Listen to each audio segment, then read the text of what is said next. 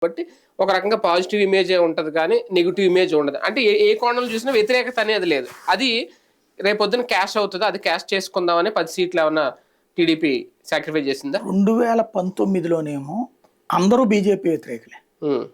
2019లో బీజేపీకి వ్యతిరేకులు 3, కాంగ్రెస్, కమ్యూనిస్టులు. ప్రధాన పార్టీలు 3 ఇవాళ ఎత్తిన పెట్టుకుంటున్నాయి. అయితే ఇక్కడ భారతీయ జనతా పార్టీ ఆస్పెక్ట్ ఏంటంటే సచ్చినోడు పెళ్లికి వచ్చిందే కట్నం. 10 సీట్లో 2 గెలిచినా 4 గెలిచినా 5 గెలిచినా బోనస్సే కదా. అంతే. నెంబర్ 1. ఎంపీ సీట్లు కూడా ఎక్కువే తీసుకున్నారు. బార్గెనింగ్ ఇక్కడ దీంట్లో వీళ్ళు త్యాగం చేయడం కాదు, ఎలా తీసుకోవాలో దానికి తెలుసు. ఇవాళ వాళ్ళు ఆధిపత్య ధోరణిలో ఉన్నారు. జాతీయ స్థాయిలో అప్పట్లో 2014 గెలుస్తాడో లేదో, గెలుస్తాడు అన్న వే ఉంది కానీ గెలుస్తాడో లేదో తెలియదు. 2024 ఆయన గెలుస్తాడన్నది కన్ఫర్మ్ అయిపోయింది, జడ్జిమెంట్ కన్ఫర్మ్ అయిపోయింది. ఓన్లీ ఈ లోపుగా కోర్టుకు వెళ్ళి రావడమే పని నడుస్తుంది ఇక్కడ. కాబట్టి ఇప్పుడు తప్పనిసరికి తగ్గక తప్పలేదు తెలుగుదేశం పార్టీ.